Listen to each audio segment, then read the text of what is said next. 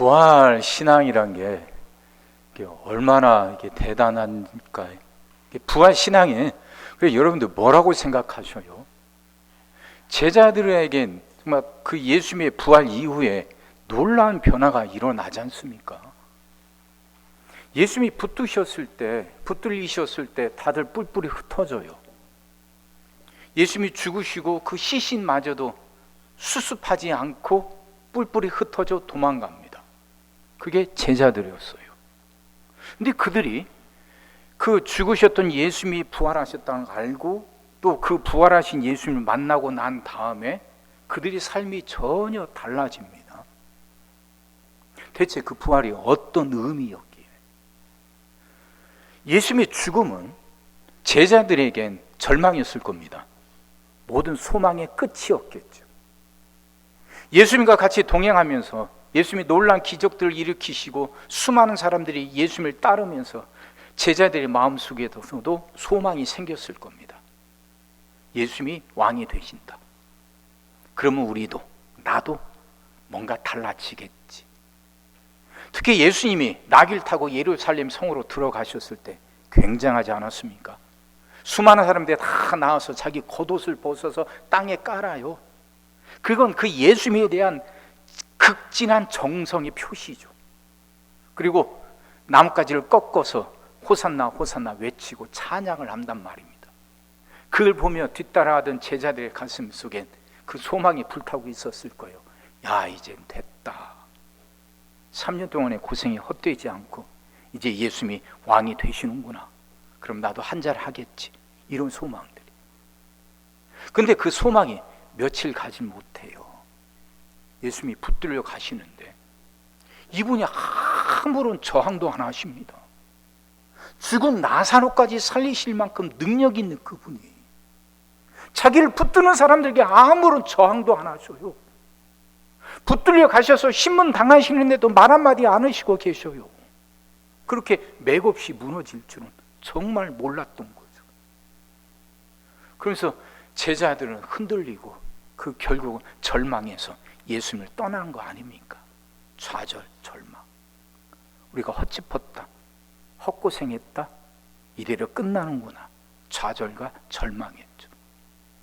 그랬던 그들에게 사흘 만에 부활하시던 예수님이 찾아가 주십니다. 그리고 그들에게 못 박혔던 그 손바닥을 보여주시고 창에 찔렸던 옆구리의 상처를 보여주셔요. 봐라, 내가 십자가에 매달려 죽었던 그 예수다. 내가 다시 살아났다. 부활하신 예수님 만나고 나선 제자들이 변화되죠. 사람들이, 우린 시간 속에서 살아갑니다. 과거, 현재, 미래죠. 근데 그 과거, 현재, 미래 중에서 그래도 우리 사람들, 인간들에게 가장 큰 영향을 끼치는 건 미래 아닐까요? 미래. 미래에 소망이 있다면 현재 고난을 견뎌내죠. 근데 미래에 소망이 없다면 사람들은 좌절하고 절망합니다. 과거는 이미 지났고 우리는 지금 현재 속에 살고 있지만 현재 속에 살아가는 우리들에게 가장 큰 영향을 미치는 건 미래 아니겠어요? 미래. 그 미래가 절망스럽지 않고 희망이 있다면 우리는 얼마든지 현재의 고난을 견뎌내고 이겨낼 수 있습니다. 근데 죽음이란 건 그 미래가 끝났다는 거잖아요. 죽음은 끝이잖아요. 더 이상 미래가 없는 거죠. 어떤 희망도 어떤 소망도 가질 수가 없는 거죠. 그러니까 예수님이 십자가에 못 박히셨을 때 그 예수님을 따르는 제자들에게 미래는 끝이 났던 겁니다. 그걸로 그냥 끝난 것이고 좌절이고 절망이죠. 근데 예수님이 다시 살아나셔. 끝난 줄 알았는데, 이걸로 끝인 줄 알았는데 예수님이 다시 살아나셔요. 이 말은 무슨 말이에요? 미래가 다시 열렸다는 의미 아닙니까? 미래가 새롭게 펼쳐질 수 있다는 거 아닙니까? 그걸 깨닫는 순간 제자들은 달라진 거죠. 아, 우리에게도 미래가 있어. 우리가 생각지도 못하고 상상도 못했던 새로운 미래가 우리에게 주어진 거예요. 이 깨달음이요. 이것이 이 새로운 미래에 대한 깨달음, 그래서 그 새로운 미래에 대한 소망이 제자들의 가슴 속에 불탔던 겁니다. 이 막 용광로처럼 그들 안에서 막 불타고 있어서 그들은 가는 곳마다 예수님이 복음을 전하는데 그 복음의 핵심이 바로 부활이었어요. 예수님이 죽었다가 살아나셨다. 그들이 직접 부활하신 주님을 보고 나니 그 불덩이가 그들 가슴 속에 들어왔고 그들은 복음 전할 때마다 그 불덩이를 토해내는 겁니다. 우리에겐 미래가 있다. 그 미래는 전혀 새롭게 펼쳐질 수 있다. 우리는 여지껏 미래라는 것은 과거와 현재에 의해서 만들어지고 결정된 것이라 어떻게 달라질 수 없고 새로워질 수 없다고 생각했는데 예수님이 부활하신 것 봐라. 미래는 얼마든지 새롭게 변화될 수 있다. 이거죠. 이 깨달음이 불을 토한 겁니다. 가는 곳마다 그 불을 토해내니까 그 말씀을 듣고서 사람들이 은혜를 받고 감동을 받고 변화되는 거예요. 예수 믿는다는 것 때문에 수많은 핍박을 당하고 어려움을 당했지만 그럼에도 불구하고 새로운 미래가 있다는 걸 깨닫게 된 사람들, 그 새로운 미래를 말하는 그 부활의 복음을 전하는 사도들에게 이끌렸던 것이고 그들은 그 신앙을 받아들였던 거죠. 이게 기독교 역사예요. 이게 부활의 신앙이에요. 부활의 신앙은 다른 게 아닙니다. 미래가 달라질 수 있다는 거예요. 미래는 과거의 현재의 결과물이 아니라 미래는 새롭게 주어지는 하나님의 선물이라는 거죠. 이 깨달음이 제자들을 변화시키고 그 복음을 받아들인 수많은 사람들의 삶을 바꾸어 놓은 것이죠. 이게 부활신앙이에요. 그걸 잘 보여주는 말씀이 오늘 우리가 보는 이 본문 말씀입니다. 요한계시록 하면 두려워하시는 분들이 많아요. 14만 4천 명이 나오고 휴거가 나오고 막 이러니까 그래서 이상한 책으로 보고 위험한 책으로 보고 또 여기서 수많은 이단들이 나오다 보니까 멀리하죠. 근데 요한계시록은요 그 앞으로 있게 될 어떤 미래의 시간표가 아니에요. 요한계시록은 그런 시간표가 아니라 고난의 시간을 살아가는 성도들을 위로해주고 소망을 불어넣어주고 그들이 살아갈 수 있도록 그들이 그렇게 가슴속에 품어야 할 올바른 자세가 무언가 이걸 가르쳐주는 말씀이에요. 그게 요한계시록입니다. 기독교 역사에 많은 핍박이 있었지 않습니까? 그 대표적인 것이 네로 황제, 도미티안 황제죠. 엄청난 핍박 속에서 성도들이 살아갑니다. 예수님의 복음을 받아들였다는 것 때문에 가족에서 쫓겨나고 일자리 뺏기고 또 감옥에 갇히고 산원 짐승의 밥이 되고 심지어는 산채로 불에 태워 죽임을 당하기도 합니다. 그래서 그걸 피해서 성도들은 그 무덤을 파고 땅속으로 들어가 살지 않습니까? 그게 로마에 아직도 남아있는 카타콤 아닙니까? 그런 핍박 가운데 살아가고 있는 성도들에게 소망을 주는 말씀, 이게 요한계시록이에요. 요한계시록을 썼다고 하는 여겨지는 그 사도 요한, 예수님의 제자 요한도 지금 핍박 가운데 있습니다. 다른 제자들 중에서 제일 나이가 어렸어요. 이 세례 요한이, 이 사도 요한이. 그리고 다른 제자들보다 가장 오랫동안 살았습니다. 그래서 나이가 많았던 그도 붙들려서 반모섬이라는 곳에 위배를 당해요. 귀양을 가죠. 반모섬이라는 곳이 굉장히 황량한 곳이라고 합니다. 거기에 대리석 광산이 있는데 그렇게 죄수들이 거기서 끌려와서 광산에 나가서 강제 노동을 하는데 이 사도 요한은 나이가 많아서 그 노동은 안 했지만 그렇게 그 섬, 작은 섬, 황량한 섬에 갇혀 살았답니다. 근데 그에게 예수님이 찾아오셔서 말씀을 주시죠. 그 말씀이 요한계시록이에요. 그도 핍박을 당하고 있고 박해 가운데 있어요. 주님은 그에게도 희망을 주시고 그를 통해서 또 많은 사람들에게 희망을 전하려고 하셔요. 그래서 세대가 어렵고 힘들 때마다 이 요한계시록 말씀이 많이 읽혀졌고 요한계시록을 통해서 수많은 사람들이 희망을 얻고 그 어려움을 이겨냈던 겁니다. 그럼 오늘 우리가 읽은 본문의 그러면 주제는 뭐냐? 8절입니다. 주 하나님이 이르시되 나는 알파와 오메가라 이제도 있고 전에도 있었고 장차 올 자요 전능한 자라 하시더라 하는 이 말씀이요. 알파와 오메가 잘 아시죠? 헬라어 철자의 첫 글자하고 마지막 글자 아닙니까? 그러니까 처음과 마지막이라는 거죠. 하나님이 세상 역사의 처음과 마지막이라는 거예요. 그럼 이 의미는 뭐냐면 하나님이 역사를 다스리신다는 거죠. 하나님이 세상을 이끌어 가신다는 거죠. 마지막, 그러니까 그 미래마저도 하나님의 손안에 있다는 거예요. 그 미래를 하나님이 만들어 가신다는 거예요. 우리는 과거, 현재, 미래의 시간 속에서 살아가고 있는데 온 세상을 만드신 하나님이 현재 시간 속에서 살아가고 있는 우리들에게 들어오신다는 거예요. 개입하신다는 거예요. 하나님이 우리 가운데 개입하셔서 우리의 미래를 새롭게 만들어 가신다는 거예요. 이게 알파와 오메가라는 말의 의미입니다. 이해가 되셔요? 앞에서 말씀드렸죠. 사람들에게 제일 큰 영향을 끼치는 게 미래라는 거예요. 미래. 근데 이 미래라고 하는 것은 과거, 현재에 의해서 만들어졌다고 생각하죠.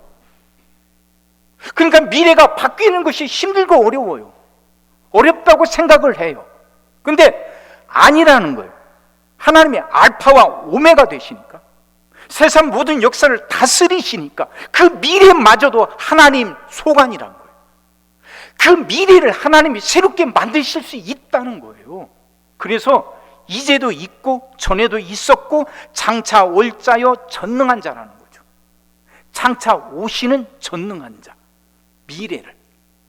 사람들이 어쩔 수 없고 현실이 이렇게 힘들고 이렇게 어려우니까 미래는 어쩔 수 없다고 여기고 체념하고 좌절하고 절망하며 살아가는데, 아니다. 그 미래마저도 바꿀 수 있는 전능하신 분, 그분이 하나님이다 이야기. 왜? 죽은 자를 살리셨으니까. 죽음이 끝인 줄 알았는데 다시 살아나셔서 새롭게 살아가게 하시니까, 그 말은 미래를 새롭게 바꾸실 수 있는 분이란 뜻이니까, 그걸 믿으니까 좌절하지 않아요. 어려움 속에 있어도, 고통 속에 있어도 절망하지 않고 포기하지 않아요. 자, 이게 무슨 의미인지 이렇게 한번 생각해 보세요. 여러분, 사르밧 과부 이야기 잘 아시잖아요. 사르밧 과부. 아합 왕 때 가뭄이 들었습니다. 3년 넘게 가뭄이 계속되다 보니까 나라가 피폐해져서 힘들게 살아요. 그때 엘리야가 활동하지 않습니까? 엘리야가 사르밧이란 곳에 찾아가요. 한 과부가 아들 하나 데리고 살아가는데 그 과부에게 찾아가서 난 먹을 것 좀 내놓으라 그럽니다. 근데 이 과부가 참 기가 막힌 거예요. 지금 남아있는 건 한 끼 식사 분량, 가루 조금 하고 그 가루를 이제 반죽해서 그 부칠 기름 조금, 이게 전부 다예요. 이거 먹고 아들하고 같이 죽을 날을 기다려야겠다 생각하고 있어요. 그러니 이 과부에게 미래는 죽음이에요. 지금 남아있는 양식, 이게 전부 다니까 미래가 보이지 않아요. 가뭄이 들었어요. 이 과부뿐만 아니라 전부 다 그렇게 기근에 허덕이고 있어요. 그러니 미래가 보이지 않죠. 그냥 죽는 거예요. 이게 미래예요. 근데 엘리야는 그런 과부에게 그걸 만들어서, 떡을 만들어서 네가 먹지 말고 나한테 가져오라는 거예요. 엘리야의 목숨이 과부의 목숨보다 귀해서 그럽니까? 아니죠. 하나님께 네 미래를 맡기라는 의미죠.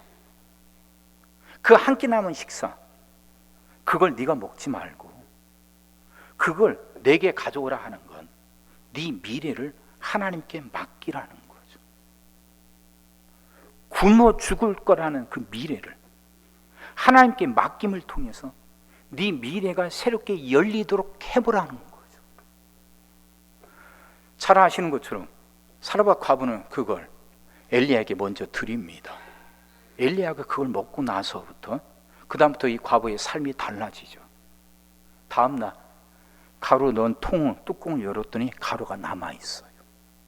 어제 분명히 다 탈탈 털어서 음식 한 끼 먹었는데 가루가 남아있고 기름병을 기울이니까 기름이 또 나와요.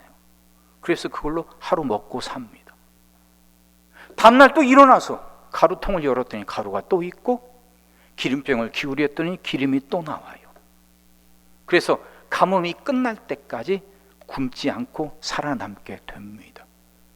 미래가 열린 거죠. 자, 이걸 그 토마스 아퀴나스라는 중세한 신학자가 이렇게 설명합니다. 액트라는 것하고 포텐트라는 게 있대요. 그 용어가 액트와 포텐트.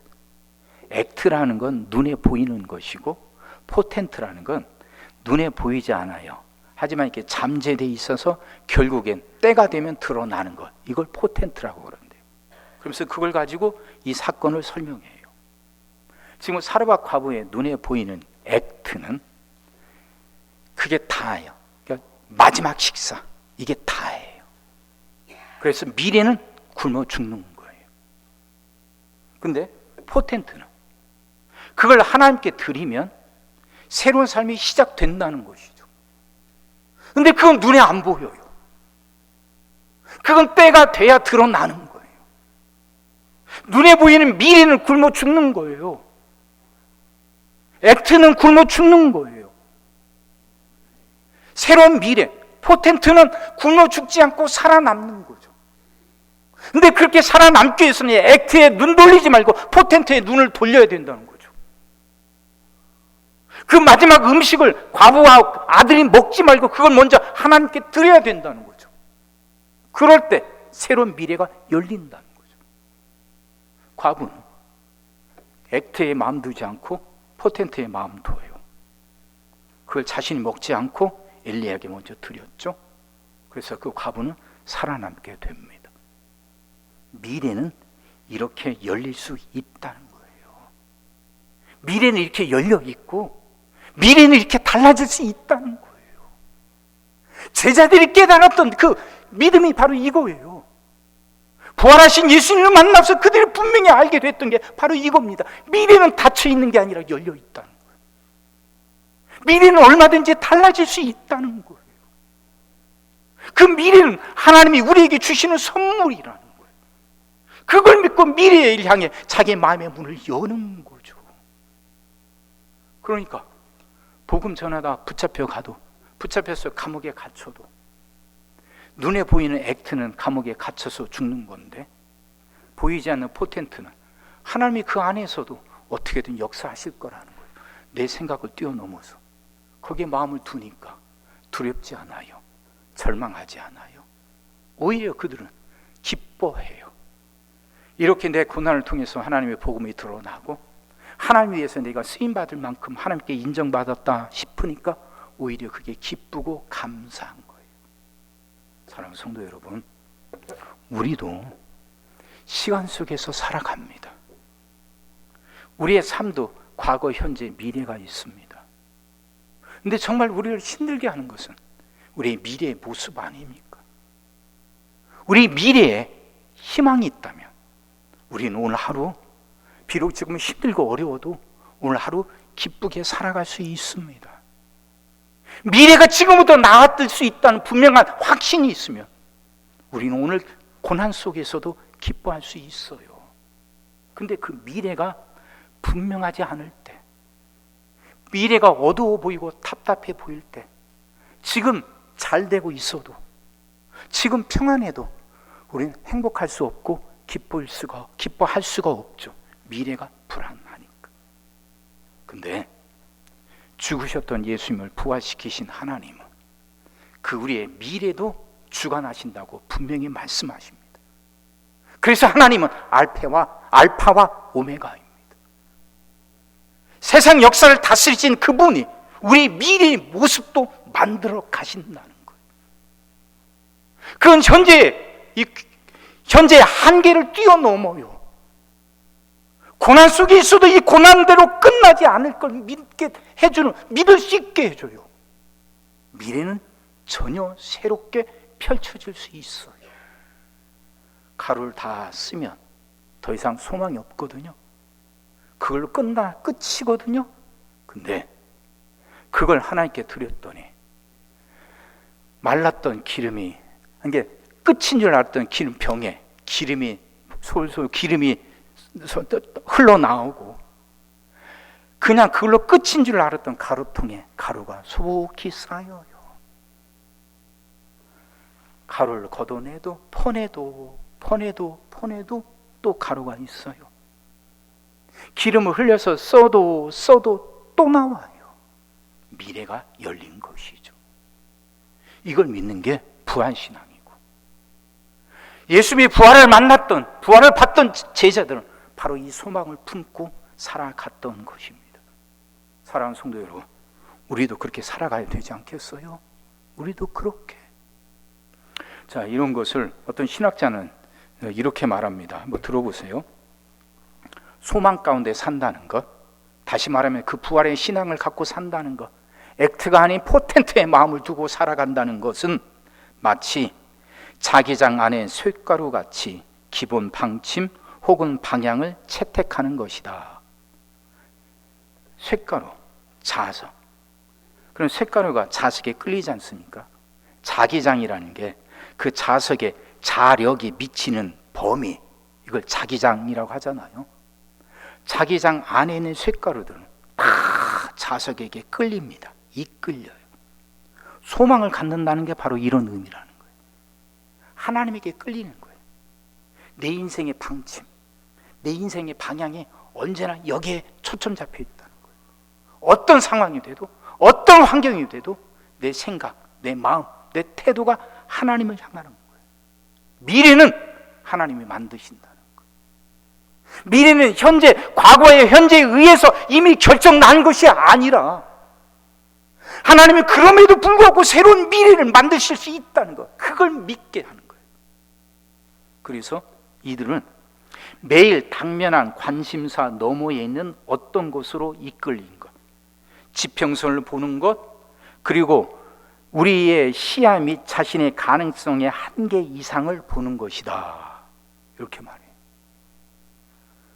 우리의 생각과 마음이 하나님이 주시는 소망, 미래는 달라질 수 있다는 이 소망, 여기에 끌리니까 우리는 살아가면서 경험하는 당면한 관심들, 급하게 마음을 써야 되는, 여기에 머물지 않아요. 여기에 매몰되지 않아요. 그걸 너머를 봐요. 또 자신의 시야를 넘어서고 자신의 능력을 넘어선 그 한계 이상을 봐요. 하나님이 새롭게 만들어 가실 미래. 그러니까 그것은 미래를 단지 과거와 현재의 사건들 및 행동들의 결과가 아니라 하나님이 주시는 선물로 새롭게 신적으로 상상된 가능성들로 이해하면서 그 미래를 향하는 것이다. 소망 가운데 산다는 것은 미래의 에너지 장 안에 사는 것이다. 이렇게 말하죠. 사랑하는 성도 여러분, 제자들을 한번 상상해 보세요. 오늘 설교 준비하면서도 그 상상을 계속 해왔습니다. 그렇게 무서워서 도망치기 바빴던 제자들, 문이란 문은 다 걸어 잠그고 두려움에 떨었던 제자들이 나가서 복음을 전하면서 형장의 이슬로 사라지면서도 두려워하지 않고 오히려 기뻐하는 그런 모습으로 변화시키는 거예요. 그게 부활신앙일 텐데, 그 부활신앙의 핵심이 뭘까? 그걸 한마디로 요약해서 말한다면 그게 뭘까? 그 미래, 그건 열린 미래에 대한 믿음이었어요. 열린 미래. 우리 미래는 하나님 주시는 선물이에요. 지금 내 사정이 이러니까, 내 상황이 이러니까 앞으로 미래도 이렇게 될 거야. 우린 대부분 그런 생각을 해요. 거기에 갇혀 살아요. 근데 죽었다 다시 살아나신 예수님을 만난 제자들에게, 그 부활하신 예수님 만나면서 그들의 생각이 바뀐 거더라고요. 미래에 대한 생각이 바뀐 거예요. 미래는 결코 그렇게 결정나는 게 아니에요. 미래는 얼마든지 변할 수 있어요. 얼마든지 달라질 수 있어요. 이걸 마음에 두면 내 안에서 소망이 불리듯 일어나지 않겠어요? 그래? 그러면 지금보다 나아질 수 있어? 지금보다 복되게 변할 수 있어? 이렇게 끝날 줄 알았는데 이게 끝이 아니란 말이야. 새로운 걸 소망할 수 있고 새로운 걸 꿈꿀 수 있어. 이 생각들이 그들 가슴속에서 뛰어있고 그들 가슴속에서 불타올랐던 거죠. 가만히 있을 수 없도록, 문을 닫아 공구 걸고 안에만 있을 수 없도록, 그래서 닫아 걸었던 문을 활짝 열어 제끼고 나가서 외칠 수 있도록 그렇게 외치게 만들었던 힘이 열린 미래에 대한 믿음이었던 거죠. 사랑하는 성도 여러분, 그 하나님이 우리 가운데서도 똑같이 역사하십니다. 우리의 미래를 닫힌 미래가 아닌 열린 미래로 만들어 가십니다. 지금 내가 상상하고 내가 꿈꾸는 것보다 더 복된 미래로 하나님은 내 미래를 만들어 가셔요. 여기에 마음 더 보세요. 이걸 꿈꿔 보셔요. 그럼 그 미래가 현재 내 모습을 바꿔놓습니다.